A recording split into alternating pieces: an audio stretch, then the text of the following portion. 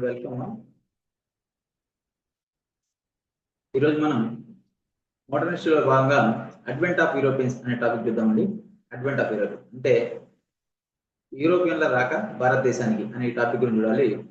భారతదేశానికి యూరోపియన్లు రావాల్సిన అవసరం ఏమొచ్చింది, వాళ్ళు ఎలా వచ్చారు, దీని అంతటి గురించి మనం ఈ టాపిక్ లో చూడడం జరుగుతుంది. దాంతో పాటు వాళ్ళు వచ్చిన తర్వాత ఏ దేశం ఏ యూరోప్ నుంచి ఏ దేశం వాళ్ళు వచ్చారు, తర్వాత వాళ్ళు ఏ ప్రాంతాలను ఆక్రమించుకున్నారు, తర్వాత వాళ్ళ అడ్మినిస్ట్రేషన్ ఇండియాలో ఏమేమి ఇంప్లిమెంట్ చేశారు, ఫైనల్ గా ఎవరు భారతదేశాన్ని పరిపాలించారు, వాళ్ళ నుంచి మనం స్వతంత్రం ఎలా తెచ్చుకున్నాం, ఇవన్నీ చదవడానికి మనం మోడర్న్ హిస్టరీ అంటున్నాం. దీంట్లో ఈరోజు మనం యూరోపియన్స్ భారతదేశానికి వచ్చిన వాళ్ళ గురించి చూస్తున్నాం. దాన్ని మనం అడ్వెంట్ ఆఫ్ యూరోపియన్స్ అంటున్నాం. దీని గురించి చూడాలి. ఈ అడ్వెంట్ ఆఫ్ యూరోపియన్స్ అనేది మనం ఎందుకు చదువుకోవాలంటే, అసలు యూరోపియన్స్ భారతదేశం రావడానికి కారణం ఏమిటి అనేది ఫస్ట్ చూడాలి. అదేంటంటే, భారతదేశం రావడానికి మధ్య కారణం మత యుద్ధాలు జరుగుతుంటాయి. ఆ మత యుద్ధాలు ఎవరెవరి మధ్య జరుగుతుంటాయంటే, అప్పటి ప్రాంతం అయిన ముస్లిమ్స్ కి క్రిస్టియన్స్ మధ్య మత యుద్ధాలు జరుగుతుంటాయి. దానివల్ల ఆ యుద్ధాల్లో ఒక యుద్ధం జరుగుతుంది. ఆ యుద్ధం వల్ల కొన్ని మార్పులు జరుగుతాయి. ఆ మార్పులు ఏంటి, దానివల్ల వీళ్ళు ఎందుకు రావాల్సి వచ్చింది అనే విషయాన్ని మనం ఇప్పుడు చూసుకోవాల్సి వస్తుంది. చూద్దాం. మనకు ముస్లిమ్స్ కి క్రిస్టియన్స్ మధ్య యుద్ధాలు జరుగుతూ ఉంటాయి. ఈ యుద్ధాలను ఏమని పిలిచేవాళ్ళంటే క్రూసైడ్ యుద్ధాలని పిలిచేవాళ్ళు, క్రూసైడ్ వార్స్. ఇలా క్రూసైడ్ వార్స్ లో మూడవ క్రూసైడ్ వార్ అనేది, థర్డ్ వార్ అనేది 1453లో జరుగుతుంది. ఈ యుద్ధంలో వీళ్ళు పెట్టుకున్న కండిషన్ ఏంటంటే, ఈ యుద్ధంలో ఎవరైతే గెలుస్తారో వాళ్ళు ఓడిపోయిన వాళ్ళ ప్రాంతాలన్నింటినీ తీసుకోవచ్చు అని ఒక ఒప్పందంతో యుద్ధం జరుగుతుంది. ఈ యుద్ధంలో ఏం జరుగుతుందంటే, ముస్లిమ్స్ గెలుస్తారు, క్రిస్టియన్స్ ఓడిపోతారు. దీంతో అప్పటి వరకు మెయిన్ ట్రేడింగ్ రూట్ లో ఉన్న బైజాంటైన్ ఎంపైర్ లోని కాన్స్టాంటినోపుల్ అనే నగరం క్రిస్టియన్స్ నుంచి ముస్లిమ్స్ చేతుల్లోకి వెళ్ళిపోవడం జరుగుతుంది. దీంతో వచ్చిన ప్రాబ్లం ఏంటంటే, మనకి ఇప్పటివరకు ఇదే ఈ కాన్స్టాంటినోపుల్ ఇప్పుడు ప్రస్తుతానికి ఇస్తాంబుల్ అంటున్నాం. టర్కీ ప్రాంతం అయితే ఉందో ఆ టర్కీ ఇస్తాంబుల్ అంటున్నాం. ఈ ప్రాంతం ముస్లిం చేతులకు వెళ్ళిపోయింది. అప్పటి వరకు మన దేశానికి అంటే ఇండియాకి యూరోప్ కి మధ్యన ట్రేడింగ్ చేసే వాళ్ళు ఎవరంటే అరబ్ మర్చెంట్స్ ఎవరైతే ఉన్నారో వాళ్ళు ట్రేడ్ చేసేవాళ్ళు. వాళ్ళు ఏం చేసేవాళ్ళంటే, ఇండియా దొరికే స్పైసెస్ అన్నిటిని కొనుక్కొని తక్కువ రేట్లో ఎక్కడి నుంచి తీసుకెళ్లి యూరోప్ లో అమ్ముకునేవాళ్ళు. వాళ్ళకి మంచి లాభాలు గడించేవాళ్ళు దాని ద్వారా. కానీ ఎప్పుడైతే ఇది జరిగినప్పుడు మొత్తం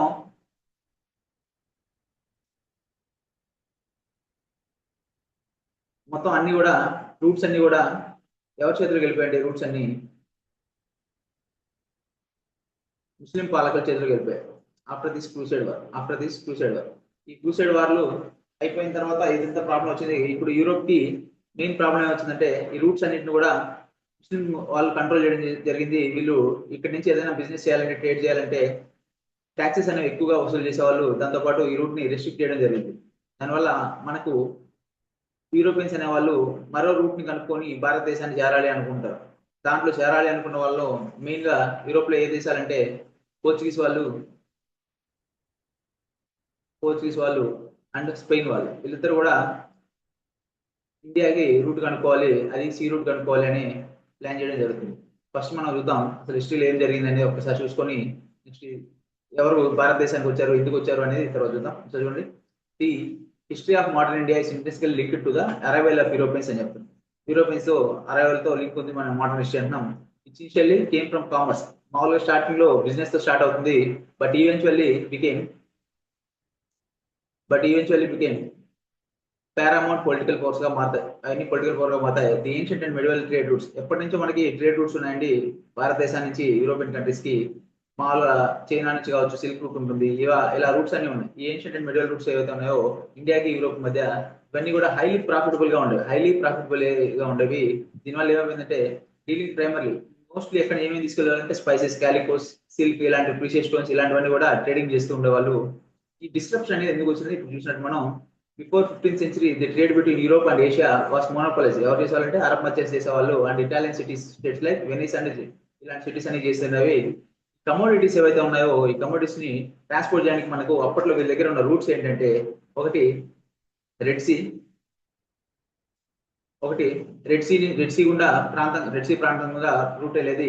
ఇది ఇండియన్ కోస్ట్ అంటే ఇండియా కోస్ట్ నుంచి అరేబియన్ సీ నుంచి రెడ్ సీకి వెళ్ళి అక్కడ నుంచి ఈజిప్ట్కి వెళ్ళి ఆ ఫైనల్ గా మధ్యధారా సముద్రం గుండా యూరోప్ లో చేరేది. మెడిటరేనియన్ సీ కింద యూరోప్ చేరేది. ఇదొక రూట్ ఉండేది. దాంతో పాటు పర్షియన్ గల్ఫ్ అంటే ఇప్పుడు ఇరాన్ ఏదైతే ఉందో స్టేట్ ఆఫ్ హార్మూజ్ ఉంది కదా, ఆ గల్ఫ్ నుంచి ఏం జరిగేదంటే అరేబియా సీ నుంచి పర్షియన్ గల్ఫ్కి వెళ్ళి అక్కడ నుంచి టైగ్రీస్ అండ్ యూఫ్రటీస్ నదులండి, ఇరాక్ ప్రాంతంలో టైగ్రిస్ అండ్ యూఫ్రటీస్ నదులు ఉంటాయి. అక్కడ నుంచి ఓవర్లాండ్ నుంచి లెవెంటైన్ కోస్ట్, ఇలా ఇది ఒక రూట్ ఉండేది. దీంతో పాటు ఓవర్లాండ్ రూట్ అనేది through mountain passes, north west part of India నుంచి మౌంటైన్ పాస్, ఈ రోజు ప్రస్తుతం ఉన్న పాకిస్తాన్, ఆఫ్ఘనిస్తాన్ ఈ రూట్ నుంచి మౌంటైన్ పాసెస్ గుండా సెంట్రల్ ఏషియాని చేరుకొని ఆ సెంట్రల్ ఏషియా నుంచి ఈస్టర్న్ యూరోప్ కి వెళ్ళడం జరిగింది. కానీ మనకి ఈ పాల్ ఆఫ్ కాన్స్టాంటినోపుల్ ఎప్పుడైతే 1453లో మూడవ క్రూసైడ్ యుద్ధంలో ఈ కాన్స్టాంటినోపుల్ ని ఎవరు ఆక్రమించుకున్నారంటే ఒట్టమన్ టర్క్స్ ఎవరైతే ఉన్నారో ఈ ఒట్టమన్ టర్క్స్ అనే వాళ్ళు ఆక్రమించుకోవడం జరుగుతుంది. వీళ్ళు ఏం చేస్తారంటే దీనిపైన హెవీ ట్యాక్సెస్ వేయడం, అలాగే రెస్ట్రిక్షన్స్ పెట్టడం వల్ల వీళ్ళకి ట్రేడ్ అనేది జరగకుండా పోతుంది. ట్రేడ్ అనేది జరగకుండా ఇబ్బంది క్రియేట్ అవుతుంది. దీనివల్ల మనకి వివిధ మార్గాల్లో మన భారతదేశాన్ని ఎలా చేరాలి, మన యొక్క ఆధిపత్యాన్ని ఎలా పొందాలి అనే దాని గురించి యూరోపియన్ పవర్స్ అని ట్రై చేస్తుంటాయి. దీని గురించి ఒకసారి చూద్దాం మనం.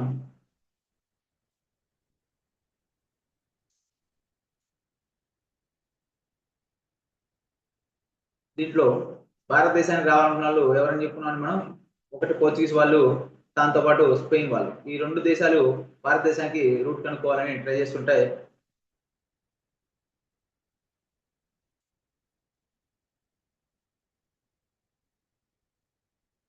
ఇందులో మనం చూడాల్సిన పాయింట్ ఏంటంటే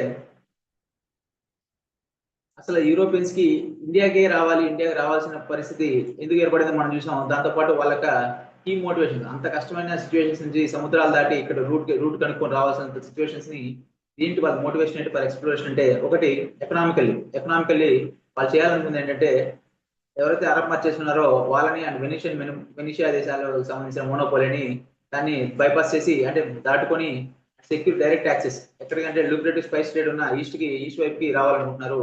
దీన్ని ఓరియంటల్ ట్రేడ్ అంటారు. ఈస్ట్ వైపుకి వచ్చేదని ఓరియంటల్ ట్రేడ్ అంటారు. ఒకటి ఎకనామికల్ పర్పస్, రెండోసరికి రిలీజియస్ పర్పస్. ఇది ఏంటంటే ఇప్పటికే క్రిస్టియన్స్ అనే వాళ్ళు ముస్లింస్ చేతిలో ఓడిపోయారు, వీళ్ళకి ఇది అవమానంగా ఉంది. దాంతో పాటు ఏంటంటే ముస్లిం మతం స్ప్రెడ్ అయిపోతూ ఉంది. దీనికి వీళ్ళకి నచ్చలేదు. వీళ్ళు ఏం చేయాలంటే ఈ ముస్లిం మతానికి మించి క్రిస్టియన్ మతాన్ని మొత్తం ప్రపంచం అంతా స్ప్రెడ్ చేయాలనేది వీళ్ళ కోరిక. దానికోసం zeal to spread Christianity and counter the growing up, దీంతో పాటు ఏం చేయాలి, ఇన్ఫ్లుయెన్స్ ఆఫ్ ఇస్లాం ని తగ్గించాలనేది కూడా కోరికతో వీళ్ళు అడ్వెంచర్స్ అనేది స్టార్ట్ చేయడం జరుగుతుంది. తర్వాత పొలిటికల్ గ్లోరీ అండి. ఈ పొలిటికల్ గ్లోరీ ఏంటంటే ఇప్పుడు ఏదైతే ఓడిపోయారో ఆ పొలిటికల్ గ్లోరీని మళ్ళీ తిరిగి తెచ్చుకోవడం కోసం, రెనైసెన్స్ కోసం వాళ్ళు ఏం చేశారంటే ఈ అడ్వెంచర్స్ ని స్టార్ట్ చేసి ఎక్స్ప్లోరేషన్ చేశారు. దాంతో పాటు నేషనల్ ప్రిస్టేజ్ కావాలంటున్నారు. ఇవన్నీ కూడా కారణాలతో వీళ్ళు భారతదేశం వైపుగా అడుగులు వేయడం జరుగుతుంది. టెక్నాలజికల్ అడ్వాన్స్మెంట్ అంటే ఆ టైంకి వీళ్ళ దగ్గర నేవీలో ఎక్కువ శాతం ఆస్ట్రోలోబ్ అలాగే మెరైన్ కంపాస్ ఇలాంటివన్నీ కూడా వీళ్ళు కనిపెట్టడం జరిగింది. వాటిని వాడుకొని సముద్రయానం కొంతవరకు తేలిక అవుతుంది. దాంతో పాటు వీళ్ళు షిప్స్ ఏవైతే ఉన్నాయో ఈ క్యారవాల్స్ ని తయారు చేశారు. ఇది మోస్ట్లీ ఫాస్టర్ గా ఉండేది. దాంతో పాటు ఎలా కావాలంటే అలా కొద్దిగా ఈజీగా తిరిగేది షిప్స్. దానివల్ల వాళ్ళకి నావికులకి నావిగేషన్ అనేది కొద్దిగా ఈజీ అయింది. దీనివల్ల లాంగ్ ఓషనిక్ వాయేజెస్ ఫీజిబుల్. ఇంత లాంగ్ రావాలంటే షిప్స్ కూడా కొంచెం ఫీజిబుల్ గా ఉండాలి కాబట్టి అది దీనివల్ల ఏర్పడింది. ఇది ఇక్కడ జరిగిన సిచ్యువేషన్. వీళ్ళకి కీ మోటివేషన్ ఏంటంటే ఇవన్నీ మోటివేషన్ అండి. ఎకనామికల్ కావచ్చు, రిలీజియస్ కావచ్చు, పొలిటికల్ కావచ్చు, అలాగే టెక్నాలజికల్ అడ్వాన్స్మెంట్ కావచ్చు. ఇవన్నీ కూడా కీ మోటివేషన్ ఉండేవి. వీళ్ళకి ఈ కొంతవరకు ఉపయోగపడ్డాయి. కానీ దీంట్లో మొట్టమొదటిగా బాగా కష్టపడి బాగా ప్రయత్నించిన దేశం ఏంటంటే పోర్చుగీస్ దేశం అండి. ఈ పోర్చుగీస్ దేశం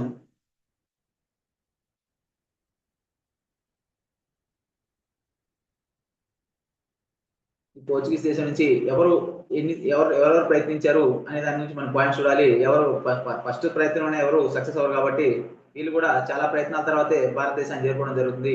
అలా చేరుకోవడానికి ఎవరెవరు ప్రయత్నించారనే విషయాన్ని మనం గుర్తుపెట్టుకొని ట్రై చేయాలి.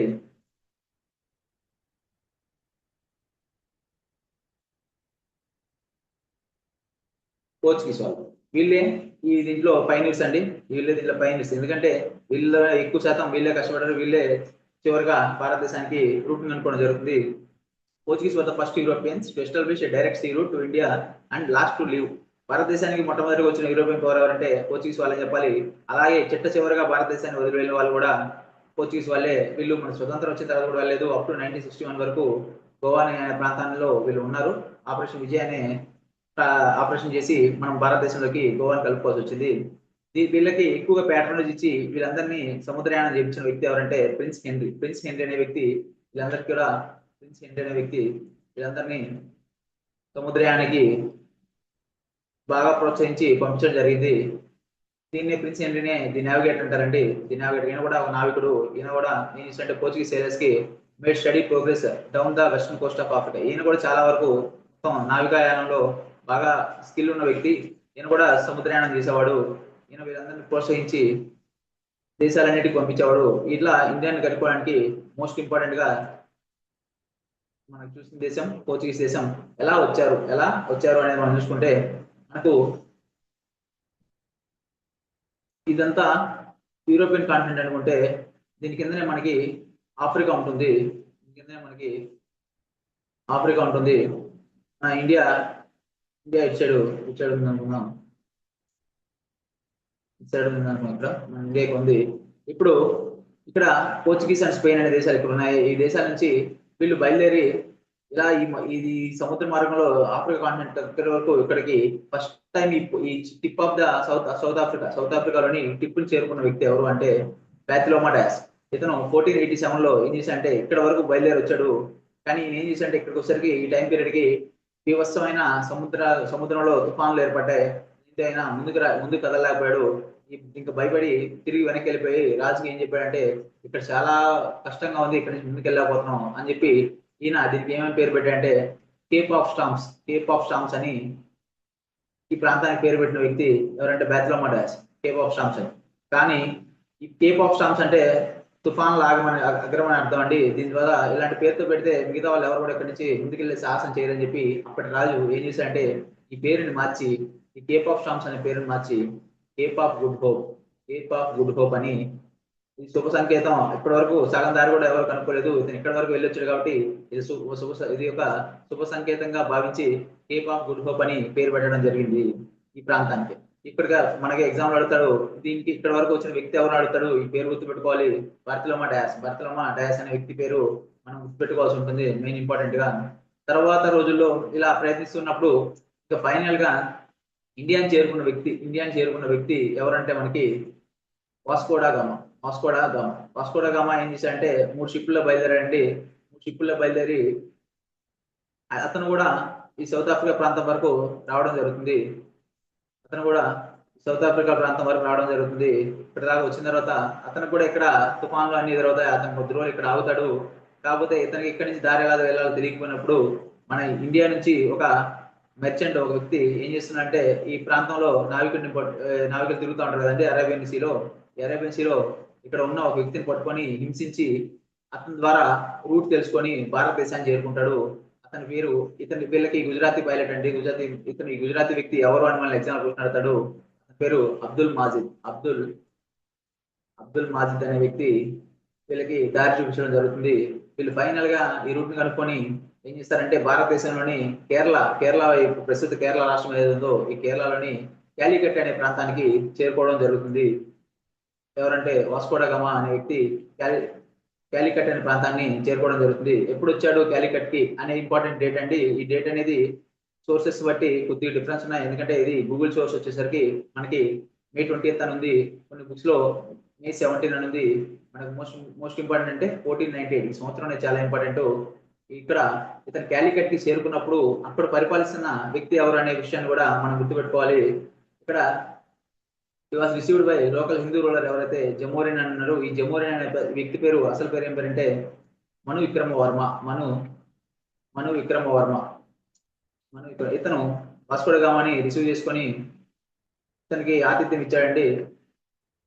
దీనికి ఈ జమోరిన్కి మరో పేరు సముద్రి అని ఇంకో పేరు ఉందండి. ఇది కూడా ఇంపార్టెంట్ ఎగ్జామ్ లో ఇతనికి ఇవ్వడం జరిగింది. ఇక్కడ వరకు మనం చూసుకున్నంత వరకు ఇప్పుడు ఫస్ట్ ఎక్కడి నుంచి బయలుదేరారు, కారణం ఏంటి అంటే మనకి క్రూసైడ్ యుద్ధాల కారణం. క్రూసైడ్ యుద్ధాల వల్ల ట్రేడ్ రూట్స్ అన్ని క్లోజ్ అయిపోయాయి. దాంతో ఏమైందంటే కొత్త రూట్ కనుక్కోవాలంటున్నారు.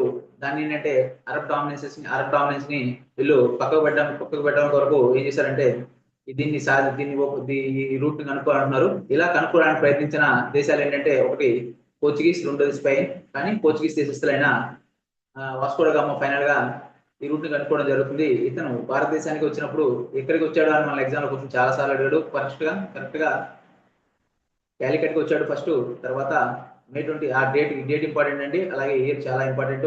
అప్పుడు వచ్చినప్పుడు ఇక్కడ పరిపాలిస్తున్న వ్యక్తి ఎవరు అనేది మనం గుర్తుపెట్టుకోవాలి. అలాగే ఇతను భారతదేశానికి వచ్చినప్పుడు భారతదేశంలో ఇప్పుడు పరిపాలిస్తున్న నార్త్ ఇండియా మొత్తాన్ని పరిపాలిస్తున్న రాజ్యం ఏంటంటే ఢిల్లీ సుల్తానేట్ లోని చివరి వంశం అయిన లోడి వంశం పరిపాలిస్తుంటుంది. లోడి వంశంలోని రెండవ రాజైన సికందర్ లోడి అప్పుడు పరిపాలిస్తుంటాడు, సికందర్ లోడి. అలాగే సౌత్ ఇండియాలో ఒక స్ట్రాంగ్ ఎంపైర్ ఒకటి ఉంటుంది, దాని పేరు విజయనగర ఎంపైర్ అంటారు. ఈ విజయనగర ఎంపైర్ లో రెండవ వంశమైన సలువ వంశం ఉంటుంది. సలువ వంశంలోని ఇమ్మడి నరసింహరాయలు ఈ ప్రాంతాన్ని పరిపాలిస్తున్న ఇమ్మడి నరసింహరాయలు.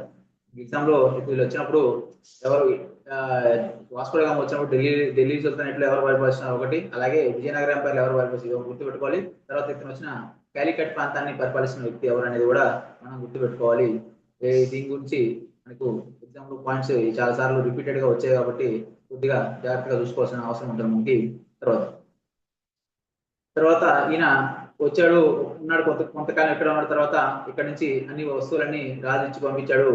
వాస్కో డ గామా ఏం చేశాడంటే ఇక్కడ నుంచి మళ్ళీ లిస్బన్ బయలుదేరి వెళ్ళడం జరుగుతుంది 1499 లో.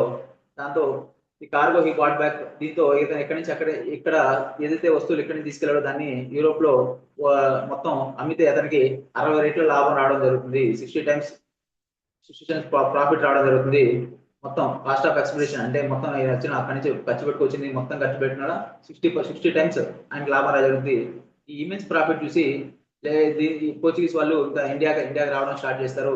ఇండియాకి అలాగే రావడం స్టార్ట్ చేయడం జరుగుతుంది. ఇక్కడ వరకు మనకి పోర్చుగీస్ వాళ్ళు ఎందుకు వచ్చారనేది చూసాం, తర్వాత ఎక్కడికి వచ్చారనేది చూసాం. తర్వాత ఈయన ఇక్కడి నుంచి తీసుకెళ్లి మా ఇండియన్ స్పైసెస్ ని, ఇండియన్ వస్తువుల్ని పోర్చుగీస్ లో అమ్ముకుంటే ఎన్ని రెట్ల లాభం వస్తుందని చూసాం. నెక్స్ట్ పాయింట్కి వెళ్దాం మనం.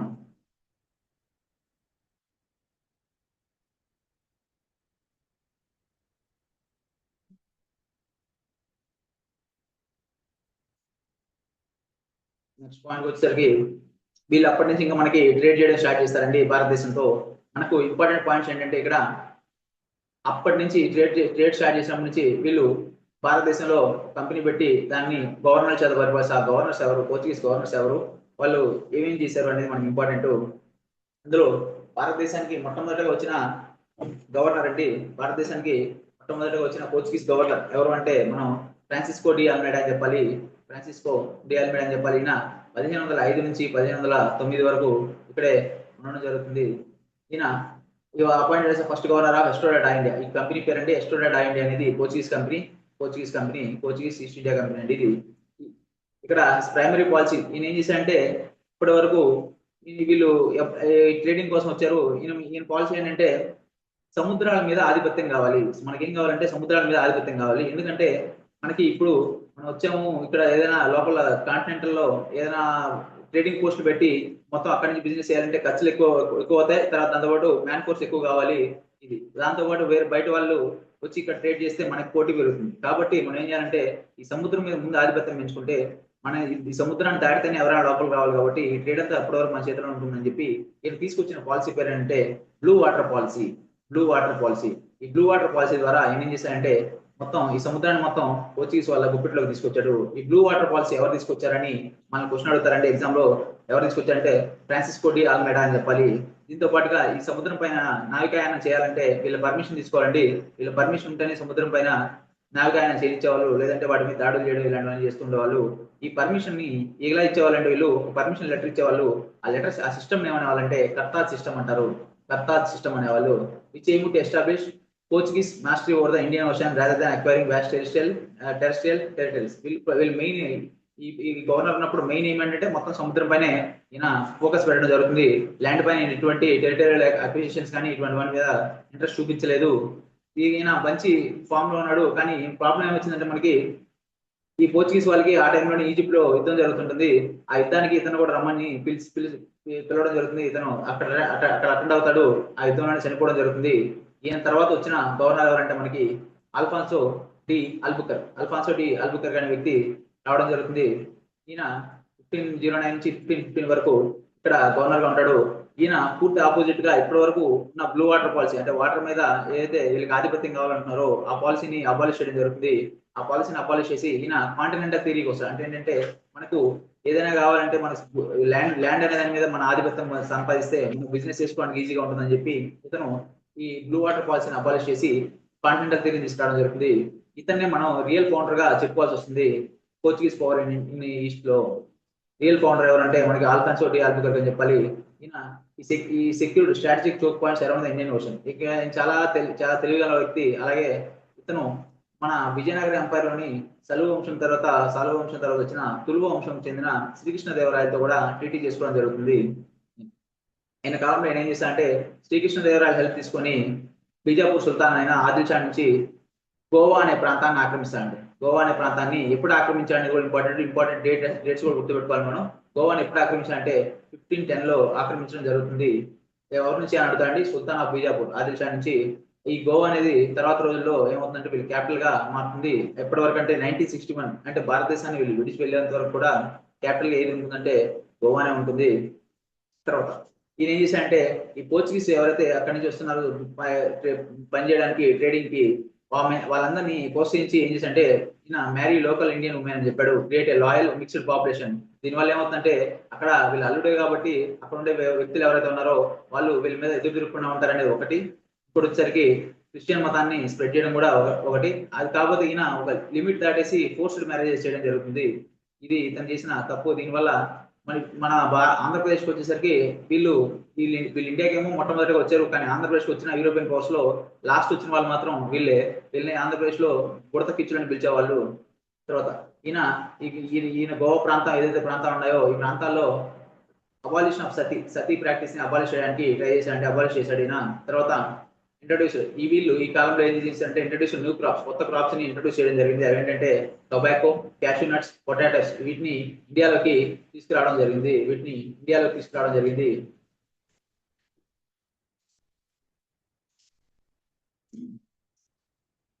తర్వాత ఈయన ట్రీటీ చేసుకున్నాడు అని చెప్పాను కదండి. ఎవరితో మన క్వశ్చన్ అడుగుతా అండి, శ్రీకృష్ణదేవరాయలతో ట్రీటీ చేసుకున్న పోర్చుగీస్ గవర్నర్ ఎవరు అని క్వశ్చన్ అడుగుతాడు. ఈయన ఏం చెప్పాడంటే ఈయన మొత్తం ఇతనికి సహాయం చేసేందుకు శ్రీకృష్ణదేవరాయల గారికి అరేబియన్ హార్సెస్ ఇస్తామని చెప్పాడు. వాటికి ట్రైనింగ్ ఇస్తామని చెప్పాడు. దాంతో పాటు గన్ పౌడర్ ఇస్తామని చెప్పాడు. ఈ గన్స్ ని వాడేదానికి ట్రైనర్స్ కూడా ఇవ్వడం జరిగింది. ఒకసారి క్వశ్చన్ పడతాడు, ఈ ట్రైనర్ ఎవరు అని అడుగుతాడు. తన పేరు క్రిస్టో సిరుపు గరిడో అనే వ్యక్తి ట్రైనింగ్ ఇవ్వడం జరుగుతుందండి. ఇవన్నీ కూడా ఇతని గురించి మనం చూడాల్సిన ఇంపార్టెంట్ పాయింట్స్. నెక్స్ట్ తర్వాత వచ్చిన గవర్నర్ ఎవరు అంటే నినో డి కన్హా. ఇతను మన పాయింట్ ఇంపార్టెంట్ అంటే ఇక్కడ గోవాని ఆక్రమించిన వ్యక్తి బీజాపూర్ సుల్తాన్ నుంచి ఎవరంటే మనం ఏం చెప్పాలంటే అల్ఫాన్సో డి ఆల్బుకర్క్ అని చెప్తాం. కానీ ఆ గోవాని రాజధానిగా మార్చి అప్పటి వరకు వీళ్ళు ఏం చేస్తారంటే వీళ్ళు సెటిల్మెంట్స్ క్యాలికట్కి వచ్చారు కాబట్టి కేరళ నుండి కొచ్చిన్ అనేది వీళ్ళ ట్రేడింగ్ పోస్ట్ గా పెట్టుకొని వీళ్ళు చేస్తూ ఉంటారు. ఇతని కాలంలో ఈ కొచ్చిన్ నుంచి ఏం జరుగుతుందంటే గోవాకి వీళ్ళ పర్మనెంట్ సెటిల్మెంట్ మెయిన్ స్థావరాన్ని మార్చడం జరుగుతుంది. ఏం చేసిందంటే ఈ shifted the head quarters of the Portuguese government in India. ఎక్కడి నుంచి అంటే కొచ్చి నుంచి గోవాకి ఏ సంవత్సరంలో మార్చాయని చాలా ఇంపార్టెంట్. ఏ ఇయర్ అనేది 1530లో మార్చడం జరుగుతుంది. అలాగే ఆల్ఫాన్సో డి గోవాని ఎప్పుడు ఆక్రమించాడంటే 1510లో ఆక్రమించాడు. కానీ గోవాని హెడ్ క్వార్టర్స్ గా షిఫ్ట్ చేసింది 1530లో. తర్వాత he also expanded Portuguese influence to the eastern Coast. Bengal వరకు ఇతను పోర్చుగీస్ వాళ్ళ ఇన్ఫ్లుయెన్స్ ని పెంచడం జరిగింది. దాంతో పాటు డయు అంటే డమాన్ అండ్ డయు అని ఇప్పుడు ఉండే యూనియన్ టెరిటరీ ఏదో ఈ డయుని ఆక్రమించాడు. దీంతో పాటు ప్రస్తుత మహారాష్ట్రని బసైన్ ప్రాంతాన్ని కూడా ఇతను ఆక్రమించడం జరిగింది. బసైన్ ప్రాంతం కూడా ఇతని కాలంలో పోర్చుగీస్ వాళ్ళ కిందకి రావడం జరుగుతుంది. ఇది ఇప్పటి వరకు ఇతని గురించి మనం చూసిన పాయింట్స్. నెక్స్ట్ పాయింట్స్కి వెళ్దాం.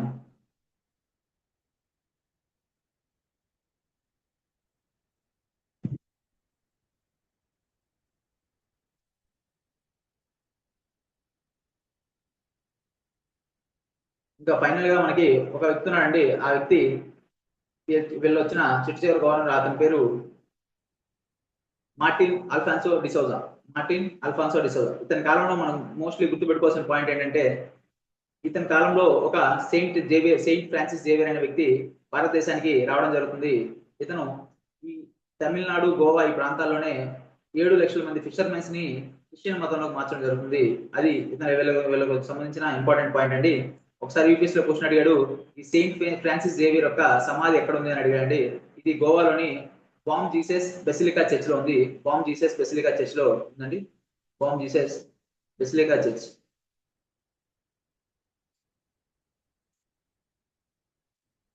Balm Jesus basilica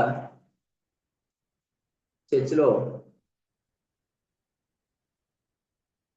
Saint Francis Xavier యొక్క సమాధి ఉంది.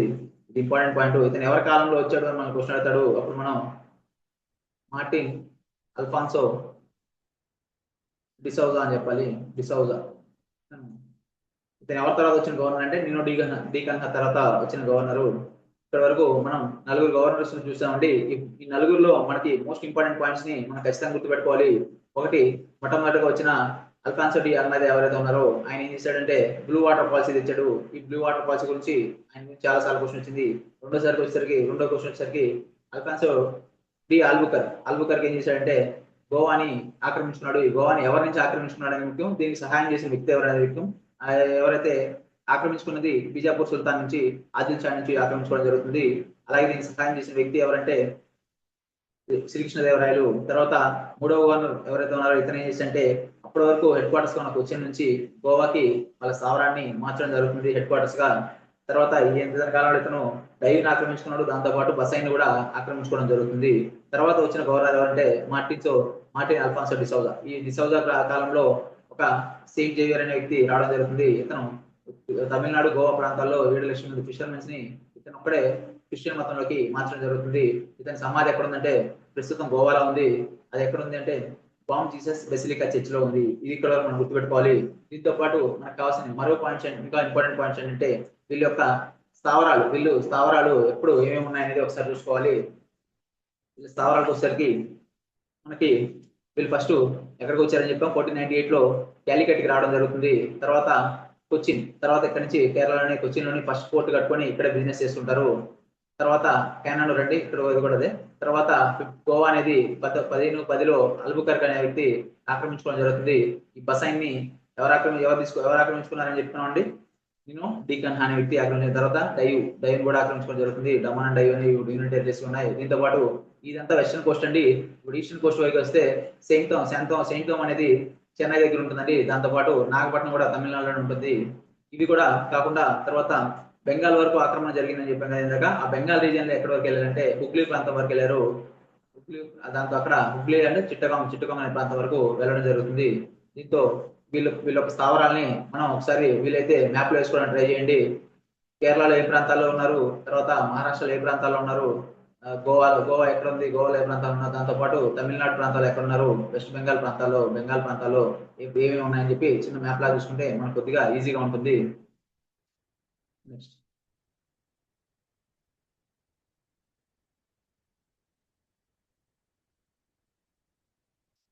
నెక్స్ట్ వచ్చేసరికి ఇంత గొప్పగా ఇన్ని ప్రాంతాలని ఆక్రమించి ఇలా చేస్తున్న వీళ్ళు ఎందుకు డిక్లైన్ అయిపోయారు, అంతరించిపోయారు ఈ దేశంలో అనే దానికి మనం చూడాల్సిన కారణాలు ఒకసారి చూద్దామండి. ఈ కారణాలు ఏంటంటే డెస్పైట్ హీటెడ్ హెడ్ స్టార్ట్ వచ్చి మంచి స్టార్ట్ వచ్చింది ఆ సెంచరీ. ఫస్ట్ వచ్చిన వాళ్ళు వీళ్ళే, 100 సంవత్సరాల పాటు వీళ్ళే ఉన్నారు, ఇంతవరకు రానివ్వలేదు. అటువంటి పోర్చుగీస్ ఎంపైర్ అనేది ఇండియా ఎందుకు డిక్లైన్ అయిపోయింది దానికి చాలా కారణాలు ఉన్నాయి. ఆ కారణాలు ఏంటంటే రిలీజియస్ ఇంటాలరెన్స్ అనేది ఒక మెయిన్ కారణం అండి. They militant Christianity, forced conversions చేసేవాళ్ళు. దాంతో జనాలు అనే వాళ్ళు వాళ్ళకి వ్యతిరేకం అయిపోయారు. దాంతో పాటు ఇంట్రడక్షన్ ఆఫ్ ఇంక్విజిషన్ ఇన్ గోవాలో ఎక్కువ చేసేవాళ్ళ తర్వాత alienated both Hindus and Muslims అనే వాళ్ళు దీనికి వీళ్ళకి దూరంగా అయిపోయారు. ఇదో మెయిన్ కారణం. తర్వాత ఈ పైరసీ అండ్ కరప్ట్ ప్రాక్టీసెస్ అనేవి ఎక్కువ ఉండేవి. Portuguese administration became corrupt. Portuguese నుంచి వచ్చిన వాళ్ళందరూ కరెక్ట్ అయిపోయారు. Their engagement in piracy. తర్వాత particularly in the Bengal provoked the Mughals. వీళ్ళు ఏం చేశారంటే కర్తార్ సిస్టమ్ అందించారు కదండి. ఇక్కడ రావాలంటే ఈ సముద్రం పైన వెళ్ళాలంటే ఎవరైనా హజ్ యాత్రకు వెళ్తున్నా సరే ఈ సముద్రం దాటి వెళ్ళాలి కాబట్టి ఇక్కడికి వెళ్ళే వాళ్ళని ఇబ్బంది పెట్టాలి, ఇలాంటి పని చేసేవాళ్ళు. దాంతో పాటు ఎవరైనా సరే అక్బర్ కావచ్చు, వీళ్ళు ఎవరైనా కావచ్చు, ఏం చేయాల్సి వచ్చింది చివరికి వీళ్ళ దగ్గర పర్మిషన్ లెటర్ ఉంటేనే పోవాల్సి వచ్చింది. అందువల్ల వీళ్ళందరూ కూడా అందరికి వ్యతిరేకం అయిపోయారు. షాజహాన్ ఏం చేసి అంటే వీళ్ళు హుగ్లీ ప్రాంతం నుంచి తరిమేయాలని చెప్పి ఆర్డర్స్ కూడా ఇవ్వడం జరిగింది. తర్వాత రైస్ ఆఫ్ ఆ తర్వాత రోజు ఏమైంది, మిగతా యూరోపియన్ పవర్స్ అనేవి ఇండియాలోకి రావడం జరిగింది. ఇంగ్లీష్ కావచ్చు, డచ్ కావచ్చు, వీళ్ళందరూ గ్రేటర్ నేవల్ స్ట్రెంత్ తో ఇండియాకి వచ్చారు. వీళ్ళు సుపీరియర్ కమర్షియల్ ఆర్గనైజేషన్స్, అలా గ్రేట్ రిసోర్సెస్ రావడం వల్ల వీళ్ళని తర్వాత రోజుల్లో లోపలున్న వ్యతిరేకత, భారతదేశంలో ఉన్న రాజులు కావచ్చు, ప్రజల నుంచి వీళ్ళకున్న వ్యతిరేకత ఒకటి, అలాగే బయట నుంచి వచ్చి అదే యూరోపియన్ నుంచి వచ్చిన ఈ పవర్స్ నుంచి వీళ్ళకి తాకిన కష్టాల నుంచి వీళ్ళు ఉండలేకపోయారు. వీళ్ళ మధ్య బ్రిటిష్ కి అలాగే పోర్చుగీస్ వాళ్ళకి మధ్య జరిగిన యుద్ధం ఏంటి, తర్వాత భారతదేశంలో ట్రావెన్కోర్ రాజుతో జరిగిన యుద్ధం ఏంటి అనేది చూడాలి మనం. దీన్ని బట్టి మనకి తెలుస్తుంది వీళ్ళు ఎందుకు వెళ్ళిపోయారు అనే దాని గురించి. అలా ఈ ప్రాంతాలన్నింటినీ ముగల్స్ కావచ్చు, మరాఠాస్ కావచ్చు, వీళ్ళని ఓడించి ఈ ప్రాంతాలన్నింటినీ తీసేసుకోవడం జరిగింది. ఫైనల్ గా వీళ్ళ దగ్గర మిగిలిన లాస్ట్ చివరికి వచ్చేసరికి ఏం మిగిలిందంటే, ఏం మిగిలింది అనేది మనం చూడాలంటే గోవా, దమాన్ అండ్ డయ్యూ మాత్రమే మిగిలే. వాటిని వీళ్ళు 1661 వరకు భారతదేశం ఉంచుకోవడం జరిగింది. వీళ్ళ యొక్క ఇంపార్టెన్స్ ని కోల్పోవడం జరిగింది ఇవన్నీ కారణాల వల్ల. తర్వాత ఈ పోర్చుగీస్ వాళ్ళు ఏంటంటే సౌత్ అమెరికా అనే కాంటినెంట్ ని అప్పట్లో కొలంబస్ ఇండియాని అనుకోపోయి ఈస్ట్ అంటే కొలంబస్ అటు సైడ్ వెళ్ళిపోవడం వల్ల వీళ్ళు అమెరికన్ కాంటినెంట్ అనుకోవడం జరిగింది. అందువల్ల ఈ పోర్చుగీస్ అనే వాళ్ళు వాళ్ళ అటెన్షన్ రిసోర్స్ అన్నింటిని కూడా కొత్తగా డిస్కవర్ చేసిన బ్రెజిల్ ప్రాంతానికి వెళ్ళిపోవడం జరిగింది. అక్కడ హైలీ ప్రాఫిటబుల్ కాలనీ బ్రెజిల్ అండి, అక్కడికి వెళ్ళిపోవడం కూడా ఇది ఒక కారణం. అలాగే వీళ్ళ దగ్గర వీళ్ళు చేసిన పనుల వల్ల భారతదేశంలో మొత్తం వ్యతిరేకత రావడం, అలాగే ఇండియాకి వచ్చిన మిగతా యూరోపియన్ పవర్స్ తాకిడిని తట్టుకోలేక వీళ్ళు పవర్ అనేది కోల్పోవడం జరుగుతుంది. ఇవి ఇక్కడికి వచ్చిన మనం చూసినంత వరకు మనం ఇక్కడ ఎందుకు చూస్తున్నాం అడ్వెంట్ ఆఫ్ యూరోపియన్స్ అంటే ఎవరెవరు వచ్చారు ఒకటి, తర్వాత ఫైనల్ గా బ్రిటిష్ వాళ్ళు మిగులుతారు. ఆ బ్రిటిష్ వాళ్ళు మిగలడానికి కారణాలు ఏంటి, వాళ్ళు చేసిన యుద్ధాలు ఏంటి, వీటి గురించి చూడాలి.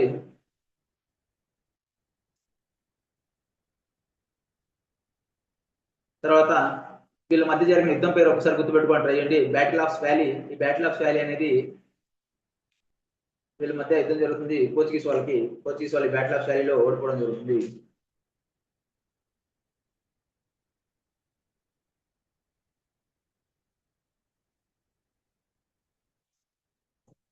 దీంతో పాటు మరాఠాస్ లో పీషా బాజీరావు వీళ్ళ దగ్గర నుంచి సాల్సెట్ అండ్ బసైన్ అనే ప్రాంతాన్ని కూడా ఆక్రమించుకోవడం జరుగుతుంది. ఇలా ఒక్కో ప్రాంతాన్ని ఒక్కొక్కరు ఆక్రమించుకోవడం, ఒక్కో చేతులు యుద్ధంలో ఓడిపోవడం, ఇవన్నీ కారణాల వల్ల వీళ్ళు ఏమైపోయారంటే ఈ ప్రాంతాన్ని కోల్పోవడం జరుగుతుంది, వీళ్ళ ఇంపార్టెన్స్ కోల్పోవడం జరుగుతుంది. ఇప్పుడు ఫస్ట్ గా వచ్చిన పోర్చుగీస్ వాళ్ళ గురించి చూసాం. తర్వాత భారతదేశానికి వచ్చిన యూరోపియన్ పవర్ ఎవరంటే డచ్ వాళ్ళండి. డచ్ వాళ్ళంటే వీళ్ళని నెదర్లాండ్స్ దేశస్తులు వీళ్ళు డచ్ వాళ్ళు.